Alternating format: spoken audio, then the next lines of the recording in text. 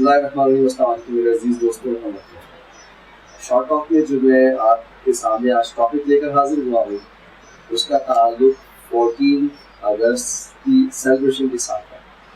ایک ایسا دن کہ جو مسلمانان پاکستان اور تمام پاکستانی وحدت پاکستانی آزاد شہری کی حیثیت سے سیلیبریٹ کرتے ہیں۔ اس دن کی اہمیت اور افادیت کا اندازہ اس بات سے لگایا جا سکتا ہے کہ آج سے 72-73 سال پہلے ہم لوگ محکوم کی حیثیت سے زندگی گزار رہے تھے۔ ہم ایسی زندگی گزار رہے تھے جس میں انگریز ہمارا حاکم تھا اور مسلمان اور ہندو دو قومیں ان کی محکوم تھیں۔ آج یہ تمام ممالک جو آزاد حیثیت میں تمام ممالک جو زندگی گزار رہے ہیں، اس میں یقیناً ان لوگوں کی محنت اور کاوشیں شامل ہیں جنہوں نے قربانی دی، جنہوں نے ایسی تحریکیں چلائیں کہ جس کی وجہ سے آج ہم آزاد حیثیت میں آزاد ملک میں اپنی زندگی آزادانہ طور پر گزار رہے ہیں۔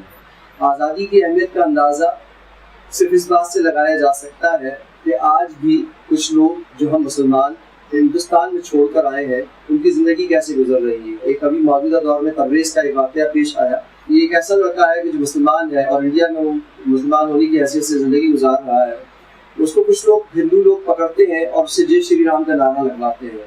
اس کو نعرہ لگوانے کے علاوہ اس کے ساتھ تشدد کرتے ہیں، اس کی تشدد کرتے کرتے اس کی جان لے لیتے ہیں۔ آج مسلمانان ہند جو ہے اس بات کو یقیناً جو ہے محسوس کر رہے ہیں بڑی شدت کے ساتھ کہ اگر وہ آزاد ہوتے تو ایک آزاد ملک کی حیثیت سے وہ اپنی زندگی اچھے طریقے سے گزار سکتے۔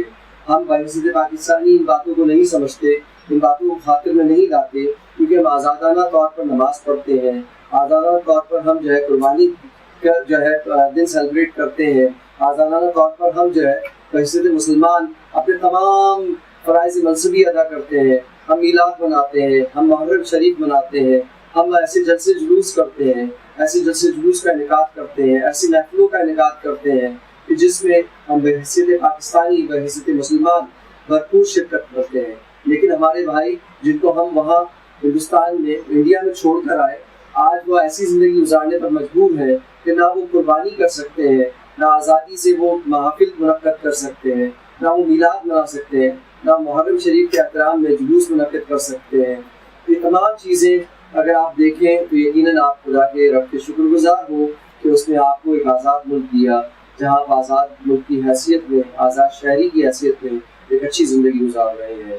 تو میں سمجھتا ہوں کہ ہمیں اس آزادی کا احترام کرنا چاہیے، ہمیں قربانی کے جذبے کے ساتھ پاکستان کی خدمت کرنی چاہیے، ہمیں اس ملک کی آزادی کی حفاظت کرنی چاہیے، ہمیں اس ملک کی آزادی کے لیے ہر طرح کی قربانی دینی چاہیے۔ ہم جس پلیٹ فارم پر بھی ہوں ہمیں اس پلیٹ فارم سے اس کی آزادی کے لیے جو ہے آزادی کے جذبے کے ساتھ جو ہے ہمیں اس کے لیے کوششیں کرتے رہنا چاہیے۔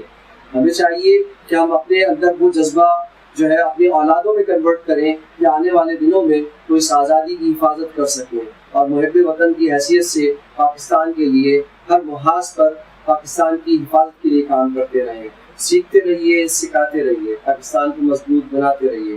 جزاک اللہ۔ پاکستان زندہ باد۔ السلام علیکم۔